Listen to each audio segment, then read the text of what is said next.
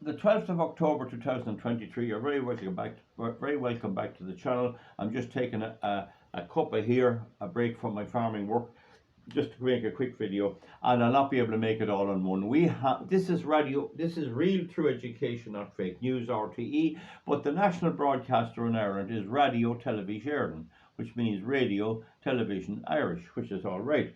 And for years it was the mainstay of entertainment in Ireland, and it did connect the country and cement the country together. And a lot of people in Northern Ireland would equally watch it. So it wasn't a bad channel. And there was Gay Byrne there, who was an excellent presenter, and he used to have like Frank Hall and Ulick O'Connor, and some of these would be contrary people, and he'd have all those on. So, you know, they can't replace him now. But something has happened in the meantime. The whole society has gone woke. All Irish public life has gone woke. Extreme cultural Marxist woke. And that cuts out nearly all comedy, cuts out everything. So all you really can have is sport. And that was in George Orwell's book, 1984, that all that know is sport. Now, there's nothing wrong with sport, but it's only an addition to ordinary living. You still have to do other things. So what we're going to look here at is some of the headlines, and then we can go back over them. One is that there's a 95 million euro black hole as the chief finance officer quits. They're abandoning it like big time. I have sympathy for ordinary working staff that have to go. You know, it's not so nice to have to go. But anyway, RTE is facing a 95 million black hole in its finances. But the cash-strapped broadcaster won't say if the top executive got a golden handshake going out the door. A 40 million bailout from the taxpayer is being withheld until RT provides a plan for delivering significant cutbacks and savings. And these are the people that can't provide a plan, and they won't either. And these are the people who can tell us what the weather excuse me, it's going to be in 50 years' time. They're on all week about we had a nice few days. Oh, climate change, oh, panic. And they're on about this morning about all the electric cars that have been bought. They don't differentiate hybrids from electrics and all of that. Fully green, fully woke. I tried to get a say on it, and originally they let me on to explain how windmills was a joke, and when they realised what I was saying, they immediately cut me off completely. So anyway, voluntary severance packages, a sell-off of some land at Montrose headquarters, and a privatisation of 2FM is still on the table. However, a complete move from the Donnybrook campus has been ruled out. So they're not going to be horsed out to Ballycoolan. They're not going to be horsed out there, and that's the way it is. So the shortfall in licence fee revenue since Ryan Tubridy payment scandal could now cost 61 million over the year, and the coalition's offered 40 million. The remaining 21 million will have to be made up from a cost-cutting plan. So you can be sure this government, which Catherine Martin, a Green minister, has a say, that's their mouthpiece. Without RT, they have no mouthpiece. We have no equivalent of GB News in Ireland. Videos like this are all there are. Now, we move on now to another thing here. That fella's quitting anyway. We'll just see who he is. Yeah, so it says, meanwhile, RT's chief finance officer, Richard Collins, is due to resign. The lead accountant at the broadcaster was a key figure in RT's payment scandal. He was an accountant. Mr. Collins came to the public attention when he told an Oireachtas committee that he did not know his exact salary. The chief financial officer was on a salary of 200,000. He said he didn't know it. So surely he'd have a fair idea. He might know all his expenses. Surely he'd know his salary. 200,000. Like, I know they have to provide for their future. When they leave that job, they mightn't get another. Generally speaking, they're looked after. So that's Richard Collins going off. And then Jane Murphy, the producer of The Late Late Show, is gone. Now, I heard today that The Late Late Show wanted a CNN presenter, and they're all totally woke, totally cultural Marxist, totally and utterly gone down the road of LGBTQ and all of this, and kids being men being in women's prisons after being convicted of rape. They're all for this. They're an evil crowd. So he or she was being invited over. I don't know why Jane Murphy objected, but she did, and they that person from CNN was sent back without going on the programme, and they had to pay them all their expenses the whole way over and back. So there's no responsibility for these decisions. Why didn't they clear that with Jane Murphy before they put them on? So now we have a situation that Jane Murphy's gone, and the person from CNN hasn't got over. So they lost on two ways. So there's another one bites the dust. And as I say, it's not easy for staff working there with mortgages and everything. So next one we go on to here. Yeah, that's the same one. That's yeah, it's hard actually to keep up with it. So another one, Jane Murphy is also one of the directors. So just Jane Murphy was a director of the ill-fated Toy Show musical, another big idea which went down with a 2.2 million waste cost. Just throwing money all around them. Now the thing about it is then that RT's Director General Kevin Barkhurst confirmed the resignation to staff today. He told staff Richard Collins has tendered his resignation. So that's Kevin Barkhurst. Now, a former RTE CFO turns down the latest invitation to appear before the Oireachtas Committee. So Brenda O'Keefe left RT in 2020 and she doesn't want to come back. She was embroiled in the Tubridy scandal as well. This reminds me of Catherine Sapone. Well, she was elected, but she was lauded by Fine Gael, Fianna Fáil. I know. Oh, she was wonderful. And the Greens, oh, she was wonderful. Oh, and she was gay. Oh, she was gay. She humped off back to America and she won't come back to any other committees either. Dee Forbes, who appointed Dee Forbes? Where is the person that appointed Dee Forbes?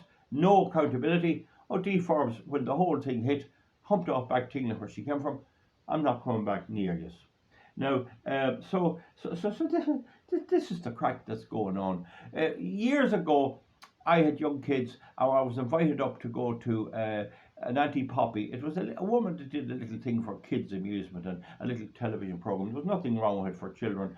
But instead of bringing them in and giving them ice cream before the show, she brought them in afterwards. And of course, the kids were all crying. All these cameras, the kids began to cry. They're only 4 and 3 years of age, and they began to cry. And they couldn't get them on couldn't get the thing made. Whereas if they had to bring them in and give them the ice cream in the beginning and have a little chat, the kids would be all right. And I could see that a mile away. And these presenters and all couldn't see this.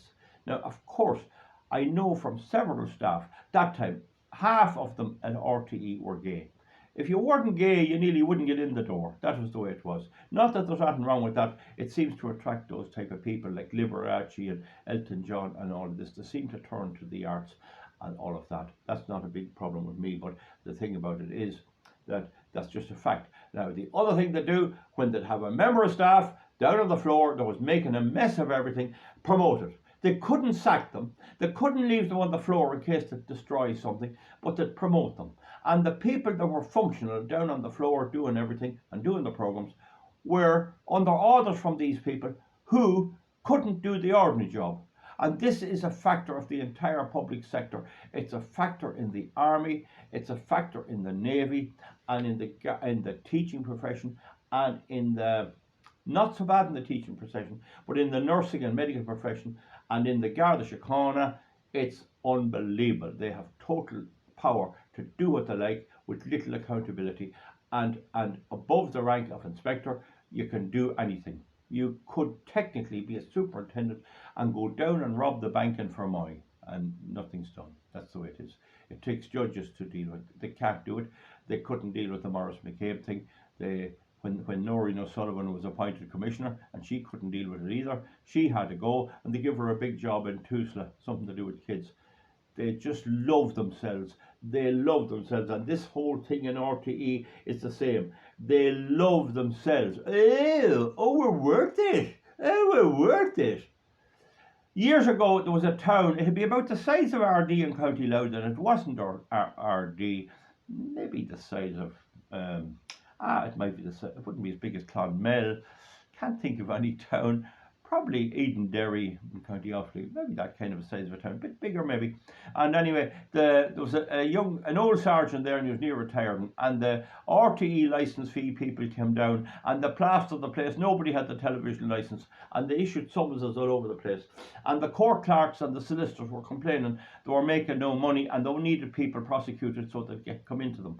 So an awful lot of the people in this town turned around and took the summonses, didn't bother going down to the court. Judge, I'll fine £100, €200. How much is the licence fee? It's 60. 100, 120, and fine them, and a week to pay. So anyway, the old sergeant was there, and he had all these warrants on his book from the court to collect the money, and he didn't bother. And eventually he retired. And there come a new jilly fella down. Oh, he was full of beans. He had a lovely brown leather suitcase, and he had Tipp-Ex and scissors, and oh, he was so prick and oh God, was he efficient? He was efficient anyway. And he arrived in, and he stamped his authority on the station, and he looked at the warrants, and he realised he had a big pile of them. He had a big pile of warrants. And he says, we'll have to get rid of these. I'm not having these here. They don't look well for me. I'm not doing my duty. So he told one of the senior guards to get them out, arrest the whole lot of them. And the senior guard said, there's no need, just tell them what day to come down.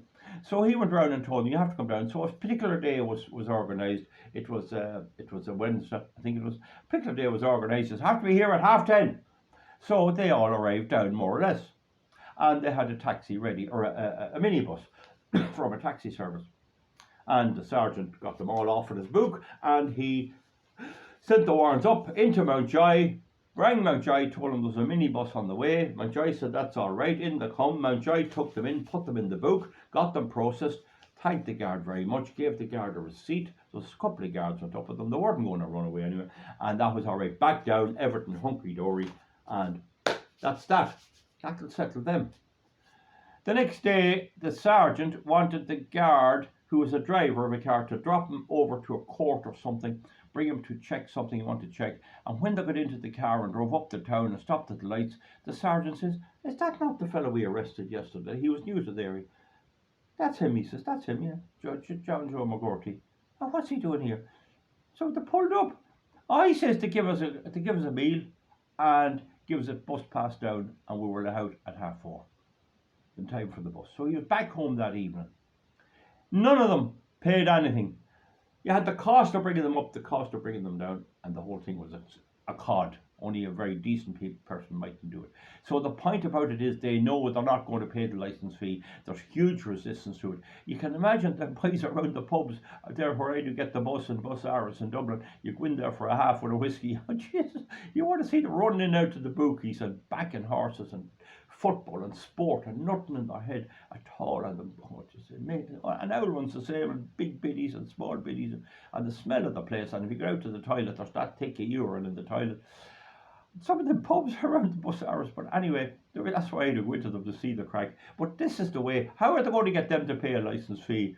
They can't get it. And there was talk about giving it to the revenue commissioners, and that's dodgy because that'll take the revenue commissioners more work when they are busy doing the normal taxation, and they're on top of that with VAT and everything else, very busy. So they have a problem. What's going to happen? Well, they'll try and kick it on to Sinn Féin, who'll be coming on next. And Sinn Féin are a woke socialist party, but some people say they're not as bad. Some people say they're a practical woke socialist party. I don't know. I can't say. I can only say what I know. We have the Greens in full charge of this government. Fianna Fáil and Fine Gael never would have thought up this green baloney, but when the Greens told them about it, oh, they thought it was great. Oh, go Green, oh, we're going to fray. Oh, we're going to fray. There was no word about the frost last night on RTE.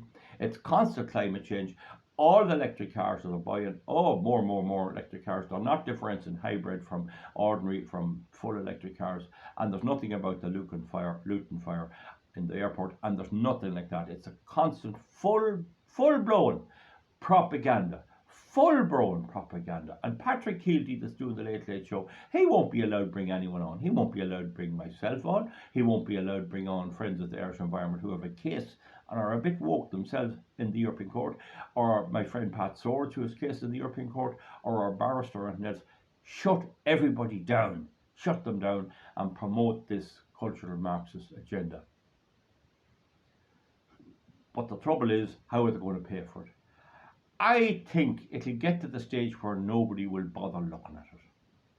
I don't think there's anyone looking at it. I don't see it in the pubs or anything. I mean, you can't cut yourself off. You can't have half of your content of your programs cut off and only have woke. That's pure boredom, because humor is about making fun of somebody, really, and they can't do it. It's unbelievable. And then every ad and every program has 3 or 4 black people on, 3 or 4 Chinese, and 3 or 4 this. And it's quite obvious this is to shove it in your face. This is the normality. And these fellas like myself who oppose mass migration are wrong in all of this. The whole world is going away from this. This is the United States Democratic Party. Trudeau in Canada. Ireland is that way. Britain is Mickey Mouse on the side, but they're not winning. They're not winning anywhere. They're not winning the Ukraine war, and that must be a terrible thing for them to take. And now we have Israel blowing up again and the whole thing. So it's not realistic. And where you have YouTube, Rumble, and all of those channels, I mean, it's not going to work. Pure ordinary common sense tells you that old nonsense is not going to work. And they're incapable of being fixed because they can't, even to put in a person that might change.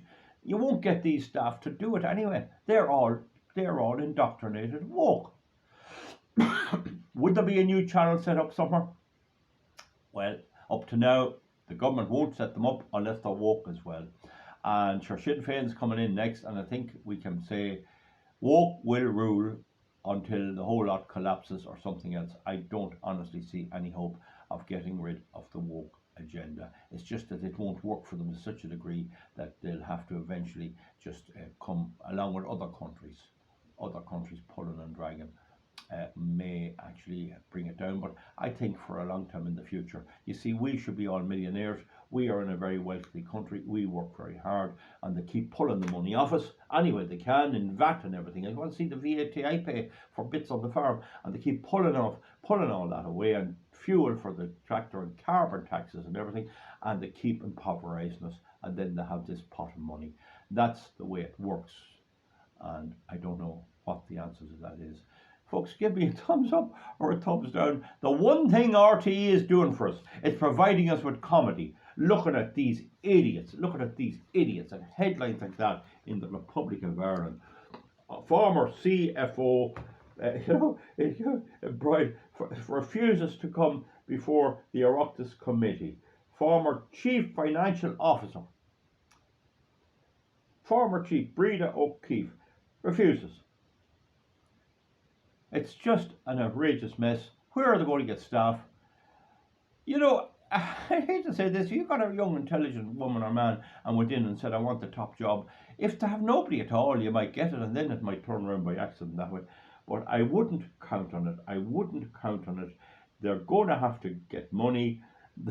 Fierce crack. I'd love if they arrested 3/4 of the country and jailed the whole bloody lot of them, lad them up to Mountjoy and horse them into the one cell, 5 or 6 in the cell.